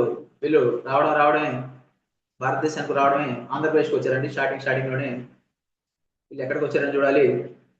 ఈ డచ్ వాళ్ళ నెక్స్ట్ ఎంటర్ ద ఈస్టర్న్ వైపుగా ట్రేడ్ కోసం వచ్చిన పోర్చుగీస్ తర్వాత ఇండియాకి వచ్చిన వ్యక్తులు ఎవరంటే మనకి డచ్ వాళ్ళు. వీళ్ళు డచ్ ఈస్ట్ ఇండియా కంపెనీని ఏర్పాటు చేయడం జరిగింది. అప్పటి వరకు ఉన్న చాలా కంపెనీస్ ని కలిపి మెర్జ్ చేసి వీళ్ళు దీన్ని క్రియేట్ చేశారండి. మెర్జ్ చేసి దీన్ని క్రియేట్ చేయడం జరిగింది. సెవరల్ ఎగ్జిస్టింగ్ ట్రేడ్ కంపెనీస్ ఏవైతే ఉన్నాయో వీటన్నింటిని మెర్జ్ చేసి డచ్ ఈస్ట్ ఇండియా కంపెనీని క్రియేట్ చేసి, వీళ్ళు చాలా సంపన్న దేశస్తులు. ఇచ్చిన కంపెనీ అండ్ ఇదే మోస్ట్ డబ్బులుండే కంపెనీ అండి. The Dutch government granted the company charter. ఏం చేశారంటే ఒక పర్మిషన్ లెటర్ ఇవ్వడం జరిగింది ఈ చార్టర్ పట్టుకొని వీళ్ళు బిజినెస్ చేయడానికి వచ్చారు. చార్టర్ ఏం చేశారు, టు మేక్ వార్, యుద్ధాలు చేయడానికైనా, ట్రీటీస్ కంక్లూడ్ చేసుకోవడానికైనా, అలాగే ఏదైనా టెరిటరీని ఆక్రమించుకోవడానికైనా, కోటలను కట్టుకోవడానికి మొత్తం పర్మిషన్ అనేది తీసుకొని రావడం జరిగింది. వీళ్ళు డచ్ సెటిల్మెంట్స్ వీళ్ళు మొట్టమొదటిగా ఏం చేశారంటే ది డచ్ ప్రైమరీ ఇంట్రెస్ట్ లే నాట్ ఇన్ ఇండియా కానీ బట్ ఇన్ స్పైస్ ఐలాండ్స్ అండి. వీళ్ళు భారతదేశం ఉన్నప్పుడు కూడా వీళ్ళకి ఇండియా మీద పెద్ద ఇంట్రెస్ట్ లేదు. ఎందుకంటే వీళ్ళు మోస్ట్లీ ట్రేడ్ ఎక్కడ చేసేవారంటే ఇండోనేషియా చేసేవాడు. ఇండోనేషియా దగ్గర అన్ని ఐలాండ్స్ ఉండేవి. ఆ స్పైస్ ఐలాండ్స్ లో ఎక్కువగా వీళ్ళు ట్రేడ్ ఉండేది. India was viewed mainly as source of textiles. వీళ్ళు మోస్ట్లీ ఇక్కడ నుంచి ఏం చేసేవారంటే కాటన్ టెక్స్టైల్స్ కోసం ఎక్కువ ఇక్కడ స్థావరాలను ఏర్పాటు చేసుకున్నారు. It highly valued. ఎందుకు మన ఇక్కడ ఉన్న ఈ కాటన్ టెక్స్టైల్స్ ఏవైతే ఉన్నాయో వీటికి వాల్యూ ఎక్కడ ఉందంటే ఇండోనేషియా ఆర్కిపెలాగో, ఇండోనేషియా ఏవైతే ఐలాండ్స్ ఉన్నాయో అక్కడ బాగా బిజినెస్ జరుగుతుంది. స్పైసెస్ అక్కడ స్పైసెస్ ఏవైతే ఉన్నాయో దానికి వీళ్ళు ఎక్స్చేంజ్ గా తీసుకోవచ్చు. కాబట్టి వీళ్ళు ఇండియాలో స్థావరాలను ఏర్పాటు చేసుకోవడం జరిగింది. వీళ్ళ స్థావరాలు వచ్చేసరికి the Dutch establish the first factory. వాళ్ళ ఫస్ట్ ఫ్యాక్టరీ ఎప్పుడు పెట్టారంటే మచిలీపట్నంలో 605లో పెట్టడం జరుగుతుంది. ఈ కంపెనీ ఎప్పుడు పెట్టారంటే 1602లో వచ్చింది, స్టార్ట్ చేస్తారండి ఈ కంపెనీని. దీంతో పాటు వీళ్ళకి ఇంకా మిగతా స్థావరాలు ఏమైనా ఉన్నాయంటే వీళ్ళకి డచ్ వాళ్ళకి భారతదేశంలో అప్పుడు మన ఆంధ్రప్రదేశ్ అదే మచిలీపట్నంలో ట్రేడింగ్ చేసుకోవడానికి పర్మిషన్ ఇచ్చిన వ్యక్తి ఎవరు అడుగుతాండి అప్పటి గోల్కొండ సుల్తాన్ మహమ్మద్ కులీ కుతుబ్ షా. గోల్కొండ సుల్తాన్ అయిన గోల్కొండ రాజ్యాన్ని పరిపాలించిన మహమ్మద్ కులీ కుతుబ్ షా వీళ్ళకి పర్మిషన్ ఇవ్వడం జరుగుతుంది. మహమ్మద్ కులీ కుతుబ్ షా వీళ్ళకి పర్మిషన్ ఇవ్వడం జరుగుతుంది. ఈ డచ్ వాళ్ళు ఫస్ట్ ఫ్యాక్టరీ మచిలీపట్నం పెట్టదని చెప్తున్నాం. దీంతో పాటు నెల్లూరు దగ్గర ఉండే పులికాట్లో వీళ్ళ స్థావరం ఉందండి. ఇక్కడ వీళ్ళు నల్లమందు అంటే గన్ పౌడర్ తయారు చేసే వాళ్ళు. ఇట్ వాస్ మెయిన్ సెంటర్ ఎప్పటి వరకు అంటే 1690 వరకు వీళ్ళ మెయిన్ సెంటర్ అండి. తర్వాత రోజుల్లో వీళ్ళు నాగపట్నంకి వెళ్ళిపోవడం జరుగుతుంది మెయిన్ సెంటర్ ని. వీళ్ళ స్థావరాలు ఏమేమి ఉన్నాయో ఒకసారి చూసుకోవాలి మనం. పులికాట్ ఉంది, సూరత్ ఉంది, భీమిలిపట్నం ఉంది, కరైకల్, అలాగే చిన్సుర ఇది బెంగాల్లో ఉంటుందండి. చిన్సుర, భీమిలిపట్నం అనేది వైజాగ్ దగ్గర ఉంటుంది, సూరత్ అనేది గుజరాత్ లో ఉంటుంది, నాగపట్నం అనేది తమిళనాడులో ఉంటుంది. ఈ నాగపట్నం తర్వాత రోజుల్లో పులికాట్ నుంచి హెడ్ క్వార్టర్స్ గా నాగపట్నం మారడం జరుగుతుంది. దాని తర్వాత కొచ్చిన్ అనే ప్రాంతం కూడా వీళ్ళ కింద ఉంటుందండి. ఇవన్నీ కూడా డచ్ సెటిల్మెంట్స్ అండి. Dutch settlements in India. Dutch వాళ్ళు గురించి మనకి ఎక్కువ పాయింట్స్ ఎందుకు అంటే వీళ్ళు మోస్ట్ ఇంపార్టెంట్ గా వీళ్ళు ట్రేడ్ అనేది ఇండోనేషియా చేసేవాళ్ళు. అది మెయిన్ కారణంగా ఉంది. అందువల్ల మనకి వీళ్ళ గురించి పాయింట్స్ అనేవి కొంచెం తక్కువ ఉంటాయి. కాకపోతే వీళ్ళు ఎలా భారతదేశం నుంచి బయటికి వెళ్లాల్సి వచ్చింది, భారతదేశాన్ని వదిలేసి అనే దాని గురించి మనం చూసుకోవాలి. ఈ డచ్ వాళ్ళకి ఎప్పుడు ఎవరితో రైవల్రీ ఉండేదంటే ఇంగ్లీష్ వాళ్ళతో, బ్రిటిష్ వాళ్ళతో ఎప్పుడు రైవల్రీ ఉండేదండి. ఈ డచ్ వాళ్ళు ఏం చేశారంటే Dutch ruthlessly drove Portuguese out of the spice islands. వీళ్ళు ఏం చేశారు, ఇండోనేషియాలో ఉండే స్పైస్ ఐలాండ్స్ నుంచి పోర్చుగీస్ వాళ్ళు ఇక్కడ అయిపోయింది, పోర్చుగీస్ వాళ్ళు అక్కడ కూడా బయట తరివేస్తారు. Successfully registered English attempts to establish a foothold. దాంతో పాటు ఇంగ్లీష్ వాళ్ళు అక్కడ రానికుండా ఉన్నారు. వీళ్ళు ఇంగ్లీష్ వాళ్ళు ఏం చేసేవాళ్ళంటే ఈ డచ్ వాళ్ళు బాగా బిజినెస్ చేస్తున్నారని చెప్పి ఎప్పుడు డచ్ వాళ్ళు వెనకాల తిరుగుతూ వాళ్ళు ఏం చేస్తున్నారు అన్ని కనుక్కుంటూ ఉండేవాళ్ళు. ఇలా కనుక్కుంటూ ఉండడం వల్ల చివరికి వాళ్ళ మీద ఎన్నిసార్లు చెప్పినా వినకపోవడం, వాళ్ళ చుట్టూనే తిరుగుతూ ఉండడం వల్ల వాళ్ళకి చాలా చిరాకు వస్తుంది. ఆ చిరాకులో ఒకసారి ఇండోనేషియన్ ప్రాంతంలో ఒక ప్రాంతం ఉంటుందండి, ఒక ఐలాండ్ లో ఒక ప్రాంతం పేరు అంబయానా అనే ప్రాంతం ఉంటుంది. అక్కడ ఇంగ్లీష్ మర్చెంట్స్ ఎవరైతే ఉంటారో వాళ్ళని ఏం చేశారంటే ఒక 24 మంది మర్చెంట్స్ ఉంటే వాళ్ళని ఈ డచ్ వాళ్ళు ఊచకోత కోసారు. దాన్ని ఆ ఉదంతాన్ని ఏమంటారంటే అంబయానో మసాకర్ అంటారు. ఎందుకంటే అక్కడ ఇంగ్లీష్ వాళ్ళని డచ్ వాళ్ళు చంపడం జరుగుతుంది. దాన్ని అంబయానో మసాకర్ అంటారు. ఈ అంబయానో మసాకర్ అనేది ఎక్కడ జరిగింది మనకి గుర్తుపెట్టుకోవాలి. అంబయానో మసాకర్ అనేది మన భారతదేశంలో జరగలేదండి, ఇది ఇండోనేషియాలో జరిగింది, ఇండోనేషియన్ ఐలాండ్స్ లో జరిగింది. కాబట్టి మనం దీన్ని గుర్తుపెట్టుకోవాలి, ఇండోనేషియాలో జరిగింది. నెక్స్ట్ వచ్చరికి ఇది ఎప్పుడు జరిగింది అనేది ఇంపార్టెంట్ అండి.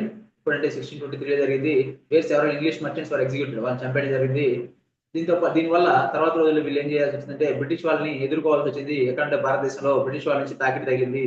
దీనికి ప్రతీకారంగా బ్రిటిష్ వాళ్ళు ఇండియాలో పోర్చుగీస్ వాళ్ళతో యుద్ధాలు చేయడం జరిగింది. ఆ యుద్ధం ఏంటి, ఆ యుద్ధం వల్ల జరిగిన కాన్సిక్వెన్స్ ఏంటి అనేది మనం ఇప్పుడు చూసుకోవాలి. However in India English proved superior. అక్కడ మాత్రం అక్కడ ఇండోనేషియాలో మాత్రం డచ్ వాళ్ళు బాగా సుపీరియర్ గా ఉన్నారు, కానీ ఇండియాలో మాత్రం ఇంగ్లీష్ వాళ్ళు సుపీరియర్ గా ఉన్నారు. దాంతో ఫైనల్ గా ఏమైపోయిందంటే యుద్ధం జరిగి వీళ్ళిద్దరి మధ్య కాంప్రమైజ్ కుదిరి వీళ్ళిద్దరూ ఎక్స్చేంజ్ చేస్తున్నారు ఏరియాస్ ని. అంటే ఇండియాలో ఉండే డచ్ ఏరియాస్ అన్ని కూడా బ్రిటిష్ వాళ్ళకి ఇచ్చేయాలి, అలాగే ఇండోనేషియాలో ఉండే ఇంగ్లీష్ ఏరియాస్ అన్ని కూడా డచ్ వాళ్ళకి ఇచ్చేయాలి. ఇలా వీళ్ళిద్దరి మధ్య ఒప్పందం జరిగింది. ఈ ఒప్పందం జరగడానికి ఏం యుద్ధం కారణమైంది అనేది మనకి మోస్ట్ ఇంపార్టెంట్. ఆ యుద్ధం గురించి మనం చూడాలి. ఫస్ట్ ఆ యుద్ధం గురించి ఇప్పుడు చూద్దాము.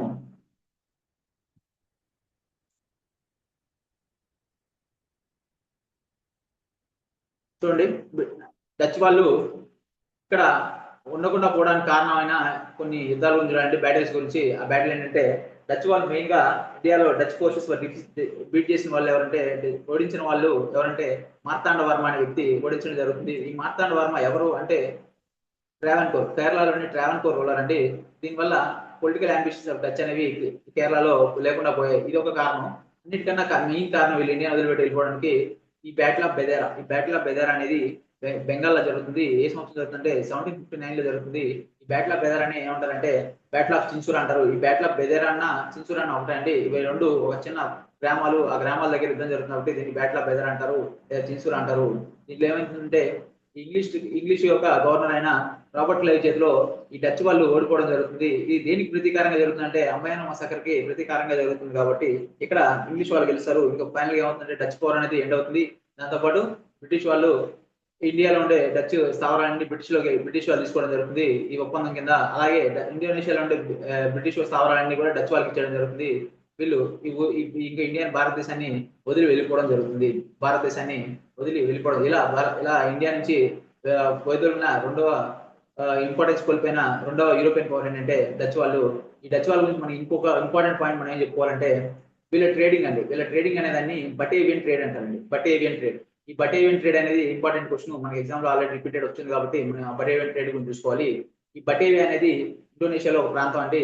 ఇండోనేషియాలో ఒక ప్రాంతాన్ని బటేవియా అంటున్నారు. ఈ బటేవియా ట్రేడ్ అనేది అంటే అర్థం ఏంటంటే ఇండోనేషియా నుండి బటేవియాలో వీళ్ళు ఏం చేసేవారంటే ఇదంతా ఇండియా కావచ్చు, చైనా కావచ్చు, ఇండోనేషియా కావచ్చు, ఇదంతా ఏషియా ప్రాంతం కాబట్టి వీళ్ళు ఫస్ట్ ఏం చేసేవారంటే ఈ బటేవియా ప్రాంతంలోకి ఇండియాలో దొరికే కాటన్ టెక్స్టైల్స్ తీసుకొచ్చి ఇక్కడ పెట్టేవాళ్ళు. తర్వాత చైనాలో దొరికే వస్తువుల్ని ఇక్కడ తీసుకొచ్చేవాళ్ళు. జపాన్ అన్ని ఎక్కడ ఏషియాలో ఏం దొరికితే వాటన్నింటిని కూడా ఫస్ట్ ఎక్కడ తీసుకొచ్చేవాళ్ళంటే ఈ బటేవియాకి తీసుకొచ్చేవాళ్ళు. దానివల్ల దీన్ని ఏమనేవాళ్ళంటే ఇంట్రా ఏషియన్ ట్రేడ్ అనేవాళ్ళు. ఇంట్రా ఏషియన్ అంటే ఏషియా దేశాల మధ్య జరిగే ట్రేడ్ కాబట్టి ఇంట్రా ఏషియన్ ట్రేడ్ అనేవాళ్ళు. దీన్ని ఇక్కడ నుంచి వీళ్ళు ఏం చేసేవాళ్ళంటే ఇక్కడ నుంచి ఈ బటేవియా ప్రాంతం నుంచి ఇక్కడికి తీసుకెళ్లి యూరోప్కి తీసుకెళ్లేవాళ్ళు. యూరోప్ లో అమ్మేవాళ్ళు. దీన్ని ఏమనాలంటే యూరో ఏషియన్ ట్రేడ్ అనేవాళ్ళు. Euro Asian trade. ఇలా ఈ ట్రేడ్ వ్యవస్థని వీళ్ళు ఇక్కడ నుంచి బటేవియా ప్రాంతం నుంచి నిర్వహించేవాళ్ళు కాబట్టి దీన్ని బటేవియన్ ట్రేడ్ అంటారు. మన ఎగ్జామ్ అడుగుతారు బటేవియన్ ట్రేడ్ చేసిన యూరోపియన్ పవర్స్ ఎవరు అడుగుతారు. బటేవియన్ ట్రేడ్ చేసిన వాళ్ళు డచ్ వాళ్ళ గురించి మనం కంప్లీట్ గా ఇన్ఫర్మేషన్ అంతా కూడా చూడడం జరిగింది. చాలా ఇంపార్టెంట్ అండి ఇవన్నీ. కొద్దిగా నీట్ గా ప్రిపేర్ అవ్వడానికి ట్రై చేయండి అందరూ. నెక్స్ట్ వచ్చేసరికి మనం ఇంగ్లీష్ అంటే బ్రిటిషర్స్ గురించి చూడాలి. వీళ్ళు ట్రేడర్స్ గా స్టార్ట్ అయ్యి రూలర్స్ గా ఎలా మారారు అనేది గురించి మనం చూడాలి. ఇప్పుడే చూసాం కదండి, అందరూ ఒకరి తర్వాత ఒకరు ఏదో ఒక కారణంతో ఓడిపోవడము, లేదంటే ఇక్కడ ఉండే రాజుల చేత వ్యతిరేకించబడడం, ప్రజల చేత వ్యతిరేకించబడడం, అలా వీళ్ళు ఏం చేస్తుంటే పవర్ ని కోల్పోవడం జరుగుతూ వచ్చింది. ఇప్పుడు మనం ఇంగ్లీష్ వాళ్ళ దగ్గరికి రావాలి. ఇంగ్లీష్ వాళ్ళ గురించి తెలుసుకోవాలి. వీళ్ళు ఏం చేశారంటే ఇంగ్లీష్ వాళ్ళు ఒక కంపెనీ ఏర్పాటు చేశారంటే ఈ కంపెనీని ఏమంటారంటే మెర్చెంట్స్ ఆఫ్ అడ్వెంచర్ కంపెనీ అంటారు, లేదంటే జాన్ కంపెనీ అని కూడా పిలుస్తారండి. ఈ జాన్ కంపెనీ అని పిలుస్తారు. వీళ్ళు భారతదేశంతో ట్రేడ్ చేయడం కోసం ఈస్ట్ ఇండియా కంపెనీ, దీన్నే జాన్ కంపెనీ అని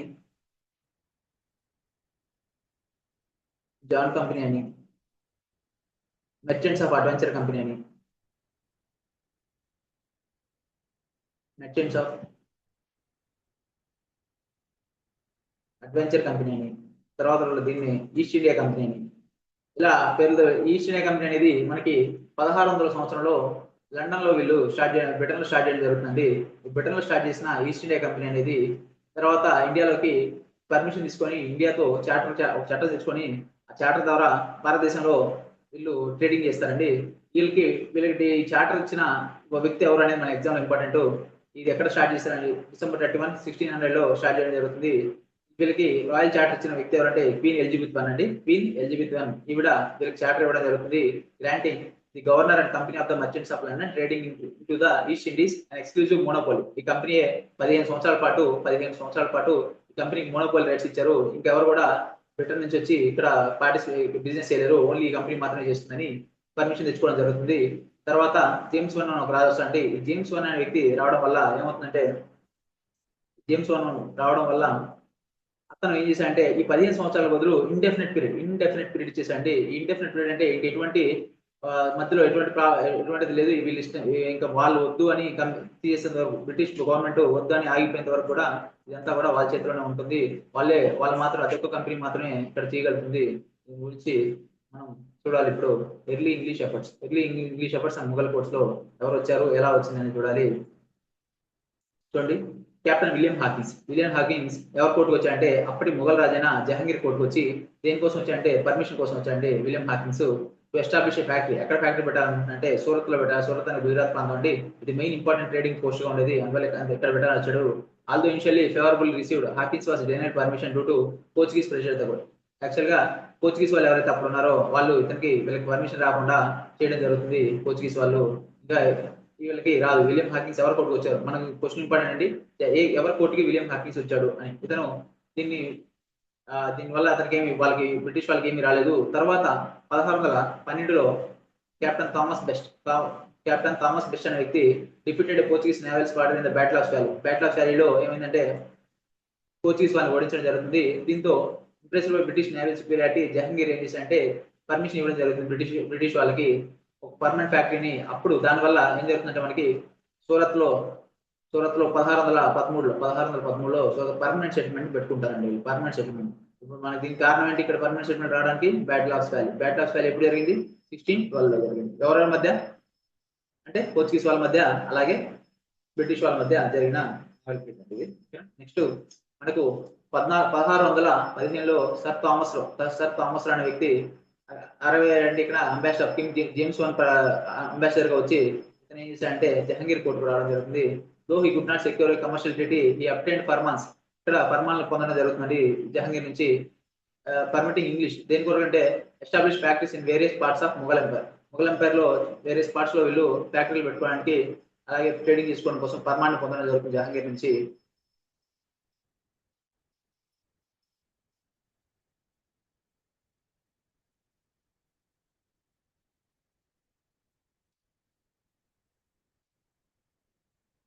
ఎక్కడెక్కడ అంటే చూడండి ప్రాంతాలు మొఘల్ ఎంపైర్ లో ఆగ్రాలో, అహ్మదాబాద్ లో, బ్రోచ్ లో. ఈ ప్రాంతాల్లో బ్రోచ్ కూడా గుజరాత్ లో ఉంటుందండి. బ్రోచ్ ప్రాంతం కూడా ఈ ప్రాంతాల్లో ఫ్యాక్టరీలు పెట్టుకోవడానికి వీళ్ళకి పర్మిషన్ రావడం జరుగుతుంది. ఇది బ్రిటిష్ వాళ్ళు ఎర్లీ పీరియడ్ లో సాధించిన విజయాలు. యాక్చువల్ ఎక్కడి నుంచే వీళ్ళకి పునాది పడుతుంది తర్వాత రోజుల్లో భారతదేశం మొత్తాన్ని ఆక్రమించుకోవడానికి కూడా. కాబట్టి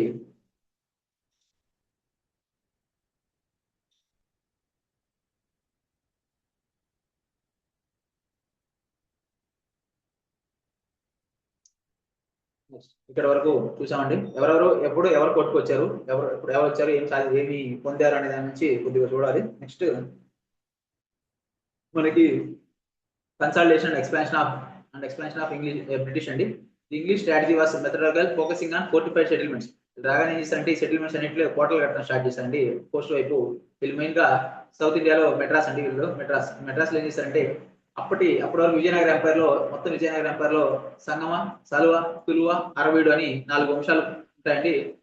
ఇది వీళ్ళు వచ్చే టైంకి విజయనగర ఎంపైర్ కూడా వీక్ అయిపోతుంది. ఇవి రూరల్ ఇక్కడ చంద్రగిరి, తిరుపతి పక్కన నుండి చంద్రగిరి ప్రాంతం ఏదో ఆ ప్రాంతాన్ని పరిపాలిస్తున్న రాజు వెంకటపతి రాయత్రి ఆ వ్యక్తి దగ్గర నుంచి ఈయన పొందడం జరుగుతుంది. ఫస్ట్ యాక్చువల్ గా ఆయన ఎవడో ఈ ప్లేస్ ని వీళ్ళకి ఇప్పించిన వ్యక్తి ఫ్రాన్సిస్ డే అనే వ్యక్తికి మెడ్రాస్, ఈ రోజు ప్రస్తుతం మెడ్రాస్ ప్లేస్ ని ఇప్పించిన వ్యక్తి ఎవరంటే మనకి దామెర్ల సోదరులు అని ఇద్దరు ఉంటారండి. వాళ్ళు దామెర్ల సోదరులు ఉంటారు. వాళ్ళు ఇప్పుడు ఇచ్చడం జరుగుతుంది. ఈయన ఎక్కడి నుంచి Francis Day obtained the lease of Madras from Chandragiri Venkatapati రాయత్రి దగ్గర నుంచి లాస్ట్ కి తెచ్చుకోవడం జరుగుతుంది. ఈయన English built fortified factory named. అక్కడ కోట కట్టారండి. ఆ కోట పేరు ఇంపార్టెంట్. మనకి కోట ఎక్కడ ఉంటుందంటే మెడ్రాస్ లో ఉంటుంది. చెన్నై, ఈరోజు మెడ్రాస్ ఉంది కదా, మెడ్రాస్ లో ఉంటుంది. Which superseded Machilipatnam as headquarters of the English settlement. Machilipatnam వదిలేసి ఇంకా వీళ్ళు మెయిన్ గా ఈ ప్రాంతానికి రావడం జరుగుతుంది. ఇక్కడ ఈ దామెర్ల సోదరులు ఎవరైతే ఉన్నారో వాళ్ళ నాన్నగారి పేరు చెన్నప్ప నాయుడు. ఆయన పేరు మీదుగానే వీళ్ళు ఈ స్థలాన్ని వాళ్ళు ఇప్పించారు కాబట్టి వాళ్ళు మాట్లాడి, అందువల్ల వాళ్ళకి గౌరవార్థంగా వాళ్ళ నాన్న పేరుతో ఇక్కడ మెడ్రాస్ సిటీ ఏదైతే ఉందో దానికి ఇక్కడ వైట్ పీపుల్ ఎవరైతే బతుకుతున్నారో ఆ ప్రాంతం, బ్రిటిష్ వాళ్ళు ఎక్కడైతే ఉన్నారో ఆ ప్రాంతాన్ని మెడ్రాస్ అని పెట్టి, దీని చుట్టూ మామూలు బ్లాక్ పీపుల్ అంటే ఇండియన్స్ ఎవరైతే ఉన్నారో వాళ్ళు బతుకుతున్నారో ఆ ప్రాంతాన్ని మాత్రం చెన్నాపట్నం అని పేరు పెట్టడం జరిగిందండి.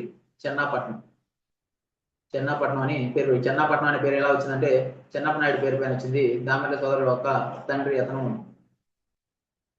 చెన్నపట్నం ఇలా రావడం జరిగింది. దాంతో పాటు నెక్స్ట్ వచ్చేసరికి వీళ్ళు బాంబే ఎలా వచ్చింది, వీళ్ళకి బాంబేని ఎలా డెవలప్ చేశారనే గురించి మనం చూడాలి ఒకసారి. బాంబే అనేది అప్పట్లో king Charles II of England received the island of Bombay as a dowry. ఏమవుతుందంటే పోర్చుగీస్ వాళ్ళ ఒక రాణి ప్రిన్సెస్ ఉంటారండి, రాకుమార్తె. ఆవిడ పేరు క్యాథరిన్ అండి. Catherine of Braganza. ఆవిడ్ని ఈ కింగ్ చార్లెస్ II ఈ కట్నంగా వస్తుంది. వీళ్ళకి పెళ్లి జరిగిన వల్ల ఈ బాంబే అనేది కట్నంగా ఇస్తారు. ఇతను ఏం చేసుకోవాలో అర్థం కాదు కాబట్టి దాన్ని ఏం జరుగుతుందంటే తర్వాత బ్రిటిష్ వాళ్ళకి లీజ్ ఇవ్వడం జరుగుతుంది. యాన్యువల్ రెంట్ ఆఫ్ 10 యూరోలతో ఇవ్వడం జరుగుతుంది. దీంతో ఈ western presidency shift from Surat నుంచి బాంబేకి మారడం జరుగుతుంది. ఆ తర్వాత రోజుల్లో ఇది బాంబే ప్రెసిడెన్సీగా వీళ్ళు మార్చడం జరుగుతుంది. ఇలా దీన్ని ఎవరు ఎలా డెవలప్ చేశారు అనేది మనం గుర్తుపెట్టుకోవాలి.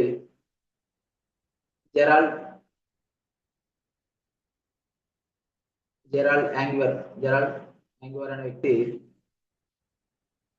బాంబేని డెవలప్ చేయడం జరిగింది. అలాగే నాకు మెడ్రాస్ అనగానే ఫ్రాన్సిస్ డే అని గుర్తుపెట్టుకోవాలి. ఇది మనకి ఉన్న ఇంపార్టెంట్ పాయింట్. నెక్స్ట్ వచ్చేసరికి బెంగాల్ అండి. బెంగాల్ ప్రాంతాన్ని ఎలా వచ్చింది, ఆ బెంగాల్ ప్రాంతంలో ఏ ప్రాంతాన్ని ఇప్పుడు ప్రస్తుతం కలకత్తా నగరంగా పిలుస్తాం కదా, దాన్ని ఎవరు డెవలప్ చేయడం జరిగింది అనేది చూడాలి. దీన్ని 1651 లో Shah Shuja the subedar of Bengal granted the company the privilege of trading in return for fixed annual rent of payment of 3000 కడితే వీళ్ళంతా ట్రేడ్ చేసుకోవడానికి పర్మిషన్ జరిగింది. వీళ్ళు బెంగాల్ ఉన్నారు. దీంట్లో ప్రాక్టీస్ కూడా పెట్టడం జరిగింది. హూగ్లీ, బాలాసోర్, కాసిం బజార్ లాంటి ప్రాంతాల్లో పెట్టడం జరిగింది. తర్వాత 1698 లో ఇంగ్లీష్ అక్వైడ్ ఏం చేశారంటే జమీందార్ ఆఫ్ 3 విలేజ్, మూడు విలేజ్ తీసుకొని ఆ 3 విలేజ్ ని ప్రస్తుతం ఉన్న కలకత్తాగా డెవలప్ చేయడం జరిగింది. ఆ 3 విలేజ్ పేర్లు ఇంపార్టెంట్ మనకి. సుతనౌతి అనేది ఒకటి, సుతనౌతి. తర్వాత గోవిందాపూర్, నెక్స్ట్ వచ్చేసరికి కాళీకట్ట అనేది ప్రాంతం. ఈ విలేజ్ అన్నిటి కూడా తర్వాత రోజుల్లో డెవలప్ అయ్యి కలకత్తాగా మారడం జరుగుతుంది. తర్వాత ఫోర్ట్ పై ఇక్కడ కూడా వీళ్ళు ఫోర్ట్ కడతారండి. ఆ ఫోర్ట్ పేరు చాలా చాలా ఇంపార్టెంట్. ఆ ఫోర్ట్ పేరు అంటే ఫోర్ట్ విలియం. ఈ ఫోర్ట్ విలియం ని డెవలప్ చేయడం జరుగుతుంది. వీళ్ళు ఇక్కడ ఏమేమి ఫోర్ట్స్ కట్టారని మనకి ఇంపార్టెంట్. మెడ్రాస్ లో అయితే సెయింట్ జార్జ్ ఫోర్ట్, అలాగే కలకత్తాలో అయితే ఫోర్ట్ విలియం కట్టారు. అలాగే బాంబేలో ఫోర్ట్ డేవిడ్ ఉంటుందండి, ఫోర్ట్ డేవిడ్. ఇలా ఇవన్నీ కట్టి వీళ్ళ స్థావరాన్ని సుస్థిరం చేస్తున్నారు. అలాగే స్ట్రాంగ్ గా మారడానికి కారణం ఏంటంటే వీళ్ళ స్థావరాల చుట్టూ కోటలు కట్టి, ఆ కోటల చుట్టూ గోడలు కట్టుకొని లోపల ఆర్మీ స్టేషన్ చేసుకొని తర్వాత రోజుల్లో పవర్ఫుల్ గా మారడం జరుగుతుంది బ్రిటిష్ వాళ్ళు.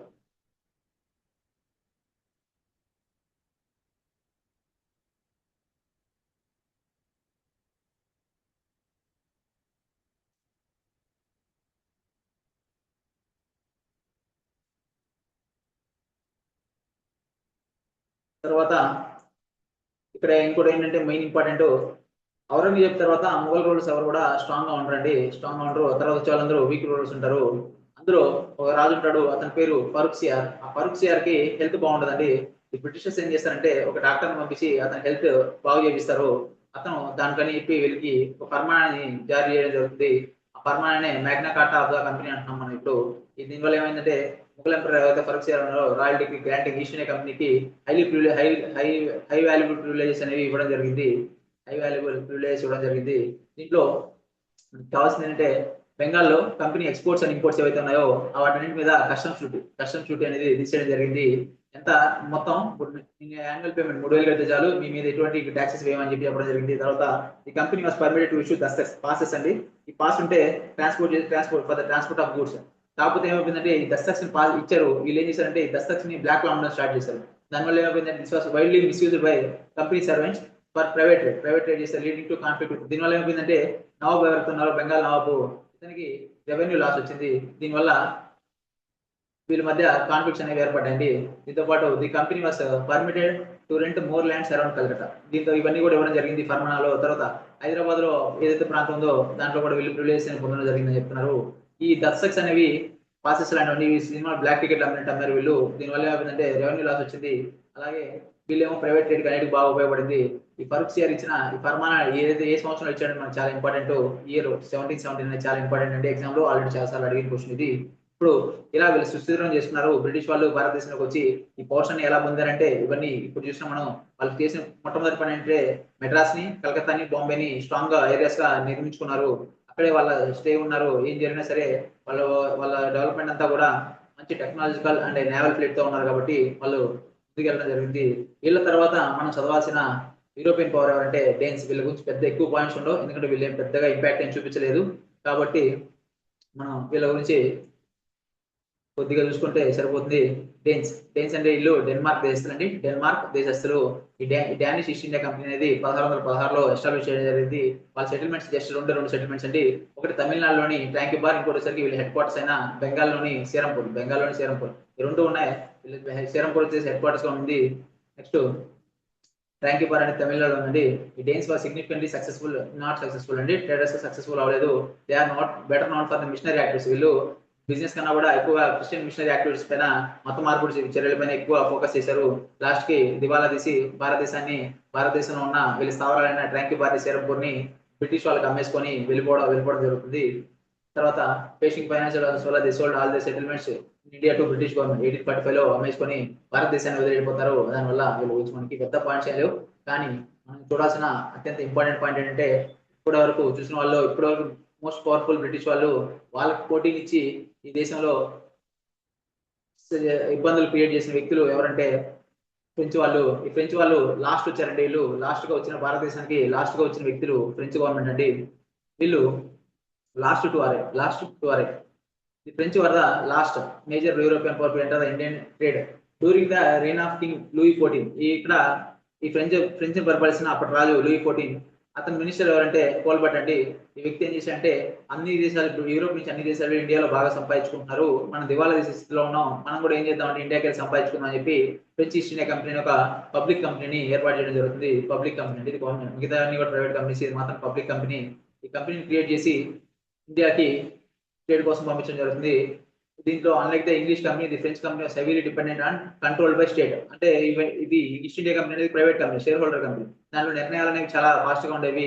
కానీ ఈ ఫ్రెంచ్ కంపెనీ ఏదైతే ఉందో ఇది గవర్నమెంట్ కంపెనీ. ఈ గవర్నమెంట్ కంపెనీ తెలుసు కదండి, గవర్నమెంట్ నిర్ణయాలు తీసుకోవడం చాలా లేటు, ఏమైనా ఫండ్స్ రిలీజ్ అవ్వడం చాలా లేటు, ఇవన్నీ కూడా కంట్రోల్ అనేది స్టేట్ లో ఉండేది.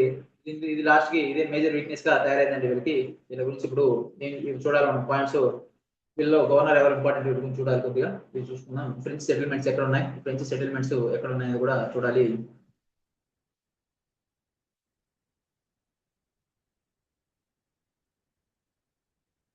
ఫ్రెంచ్ సెటిల్మెంట్స్ అండి. వీళ్ళు ఫ్రెంచ్ సెటిల్మెంట్ వచ్చరికి ది ఫస్ట్ ఫ్రెంచ్ ఫ్యాక్టరీ ఎక్కడ ఎస్టాబ్లిష్ చేశారంటే సూరత్ లో చేయడం జరిగింది. తర్వాత వీళ్ళు ఆంధ్రప్రదేశ్ లోని మచిలీపట్నంలో కూడా ఎస్టాబ్లిష్ అయ్యారండి. అప్పుడు సుల్తాన్ ఆఫ్ గోల్కొండ, అప్పుడు సుల్తాన్ వేరండి. ముందు మహమ్మద్ కులీ కుతుబ్ షా అని చెప్పాము. ఇప్పుడు అబ్దుల్లా కుతుబ్ షా అనే వ్యక్తి వీళ్ళకి పర్మనెంట్ ఇవ్వడం జరుగుతుంది పర్మిషన్. తర్వాత పాండిచేరి వచ్చేసరికి ఈ పాండిచేరి ప్రాంతాన్ని ఫ్రాంకోయిస్ మార్టిన్ అండ్ లెస్పిని అనే వ్యక్తులు ఏం చేస్తారంటే ఒక విలేజ్ ని ఈ పాండిచేరి అసలు పేరు వలికొండాపురం అండి. ఈ వలికొండాపురం పరిపాలిస్తున్న వ్యక్తి నుంచి గవర్నర్ నుంచి ఏం చేస్తారంటే వీళ్ళు ఈ విలేజ్ తీసుకొని దీని తర్వాత పాండిచేరిగా డెవలప్ చేయడం జరుగుతుంది. ఈ village development Pondicherry the nerve centre. వీళ్ళ మెయిన్ హెడ్ క్వార్టర్స్ అప్పుడు తర్వాత రోజులు ఏమవుతుందంటే ఫ్రెంచ్ వాళ్ళకి పాండిచేరిగా మారుతుంది. ఇప్పుడు కూడా మనం పాండిచేరికి వెళ్తే ఫ్రెంచ్ వాళ్ళు ఇంకా చాలా మంది అక్కడే బతుకుతుంటారండి. దీన్ని డెవలప్ చేసిన వ్యక్తి ఎవరు అడుగుతా అంటే François Martin is first governor of Pondicherry. François Martin is the first governor of Pondicherry. తర్వాత వీళ్ళు చందానాగర్, ఈ 1690 అక్వైర్డ్ ఏ టౌన్షిప్, ఇది బెంగాల్లో ఉందండి. చందానాగర్ అనేది ఎక్కడ నుంచి అంటే ఇది ముఘల్ గవర్నర్ నుంచి తీసుకొని వీళ్ళు డెవలప్ చేయడం జరుగుతుంది. తర్వాత లేటర్ అక్విజిషన్ ఏంటంటే మాహే, ఇది కేరళలో ఉంటుంది. యానం అనేది ఆంధ్రప్రదేశ్ లో ఉంటుంది. కరైకల్, ఈ ప్రాంతాలు ఏవైతే ఉన్నాయో ఇవన్నీ కూడా ఇప్పుడు పాండిచేరిలో భాగం అండి. మాహే, కరైకల్, యానం, పాండిచేరి అన్ని కలిపి పాండిచేరి యూనిట్ ఏరియా అంటున్నాం మనం. ఇవన్నీ కూడా ఫ్రెంచ్ వాళ్ళ సెటిల్మెంట్స్ అన్ని కూడా ఇంపార్టెంట్ మనకు. వీళ్ళందరూ వచ్చారు. వీళ్ళ తర్వాత ఇక్కడ వీళ్ళతో మెయిన్ ఇంపార్టెంట్ ఏంటంటే నెక్స్ట్ మనం ఏం చూడాలంటే వీళ్ళ దగ్గర వచ్చిన గవర్నర్ జనరల్స్ లో మోస్ట్ పవర్ఫుల్ వ్యక్తి అంటే డూప్లే అనే వ్యక్తి మోస్ట్ పవర్ఫుల్ వ్యక్తి. వీళ్ళ మధ్యన ఏం జరిగింది అనేది చూడాలి. బ్రిటిష్ వాళ్ళకి అలాగే ఫ్రెంచ్ వాళ్ళకి జరిగిన యుద్ధాలండి. వాటిని మనం ఆంగ్లో ఫ్రెంచ్ యుద్ధాలు అంటాము, లేదంటే ఇది కర్ణాటక ప్రాంతంలో జరుగుతుంది కాబట్టి కర్ణాటక యుద్ధాలు అంటాము. ఇది లేదంటే ఆర్కాట్ యుద్ధాలను కూడా అంటారండి. ఈ యుద్ధాలు 3 యుద్ధాలు ఉంటాయి. ఈ 3 యుద్ధాల వల్ల ఏంటి అవుట్కమ్ ఏంటి, ఫైనల్ గా ఎవరు మిగిలారు అనే దాని నుంచి చూస్తే మనకి ఏం కంప్లీట్ అవుతుందంటే అడ్వెంట్ ఆఫ్ యూరోపియన్స్ అనే టాపిక్ కంప్లీట్ అవుతుంది. ఇప్పటి వరకు మనం చూసింది అడ్వెంట్ ఆఫ్ యూరోపియన్స్ లో వరుస క్రమంలో ఎవరెవరు వచ్చారు భారతదేశానికి నేను చూసాము. ఈ కంపెనీస్ ఎవరు ఏర్పాటు చేశారు, వాళ్ళ సెటిల్మెంట్స్ ఏంటి, ఏం యుద్ధాలు చేశారు, ఎలా మిగతా వాళ్ళు ఎలా పవర్ కోల్పోయారు, ఇప్పుడు ఉన్న వాళ్ళు ఎలా పవర్ ఉంది, ఇవన్నీ కూడా మనం కంప్లీట్ చేయడం జరిగింది. దీంట్లో మన ఎగ్జామ్ లో క్రొనాలజీ అడుగుతుంటా అండి. క్రొనాలజీ అంటే వరుస క్రమం అడుగుతుంటాడు. వరుస క్రమం గుర్తుపెట్టుకోవాలంటే మనకి ఫస్ట్ వచ్చిన వాళ్ళు పోర్చుగీస్ వాళ్ళు, తర్వాత ఎవరు వచ్చారండి, డచ్ వాళ్ళు వచ్చారు, తర్వాత ఇంగ్లీష్ వాళ్ళు వచ్చారు, తర్వాత డెన్స్ వాళ్ళు, డెన్మార్క్ వాళ్ళు వచ్చారు, తర్వాత ఫ్రెంచ్ వాళ్ళు రావడం జరుగుతుంది. దీన్ని మనం షార్ట్ కట్ గా ఎలా గుర్తుపెట్టుకోవచ్చు అంటే పీడిఎఫ్ గుర్తుపెట్టుకున్నది. ఆ పీడిఎఫ్ బదులు ఈడిఎఫ్ అని ఎక్స్టెన్షన్ చేసుకుంటే ఈడిఎఫ్ అని ఎక్స్టెన్షన్ చేసుకుంటే Portuguese, Dutch, English, dense, French ఇలా గుర్తుపెట్టుకోవాలండి. నెక్స్ట్ వచ్చేసరికి మనం ఏం చేయాలంటే ఆంగ్లో ఫ్రెంచ్ యుద్ధాలు లేదా కర్ణాటక యుద్ధాలని చూస్తే మనకు అడ్వెంట్ ఆఫ్ యూరోపియన్స్ అయిపోతుంది. తర్వాత భారతదేశాన్ని వీళ్ళు ఎలా ఆక్రమించిన బ్రిటిష్ కన్సాలిడేషన్ ఆఫ్ పవర్ అనేది చూడాలి. బెంగాల్ ఎలా ఆక్రమించుకున్నారని, మిగతా వీళ్ళు ఇచ్చిన పాలసీస్ కావచ్చు, డాక్ట్రిన్ ఆఫ్ ల్యాబ్స్ కావచ్చు, లేదంటే సబ్సిడీ అలయన్స్ కావచ్చు, మైసూర్ని ఎలా ఆక్రమించుకున్నారు, అయితే ఆంగ్లో మరాఠా యుద్ధాలు, ఇవన్నీ కూడా చూసుకుంటే మనకి బ్రిటిష్ కన్సాలిడేషన్ ఆఫ్ పవర్ అవుతుంది. బ్రిటిష్ వాళ్ళు పవర్ ని భారతదేశంలో ఎలా సుస్థిరపరుచుకున్నారు అనే విషయాలు చూస్తే మనకి ఆ టాపిక్ కంప్లీట్ అవుతుంది. ప్రస్తుతం మనం అడ్వెంట్ ఆఫ్ యూరోపియన్స్ లో సీక్వెన్షియల్ గా ఎవరెవరు భారతదేశానికి వచ్చారు, వాళ్ళు ఎవరు మెయిన్ రోల్ పార్టిసిపేట్ చేశారు, దాంతో పాటుగా ఏ ప్రాంతాలను వాళ్ళు ఆక్రమించుకున్నారు, ఏ ప్రాంతాల వల్ల ట్రేడింగ్ చేశారు, ఆ ట్రేడింగ్ ఏం చేశారు, తర్వాత బటేవియన్ ట్రేడ్ అంటే ఏంటి, అది చేసిన వర్తక దేశం ఏంటి, ఇవన్నీ కూడా చూడడం జరిగింది. దాంతోపాటు డేన్స్ అంటే ఎవరు, వాళ్ళకున్న స్థావరాలు సిరంపూర్, ట్రాంకుబార్ ఉన్నాయి, వాటిని ఎవరికి అమ్మేసుకొని వెళ్ళిపోయారు, ఇవన్నీ చూసాం. లాస్ట్ అండ్ ఫైనల్ మనం ఏం చూడాలంటే ఫ్రెంచ్ వాళ్ళ గురించి చూడాలి. ఫ్రెంచ్ వాళ్ళు, దాంతోపాటు ఆంగ్లో ఫ్రెంచ్ యుద్ధాల గురించి చదవాలి. ఇప్పటికి నెక్స్ట్ క్లాస్ లో మనం ఆంగ్లో ఫ్రెంచ్ యుద్ధాలు చూద్దామండి.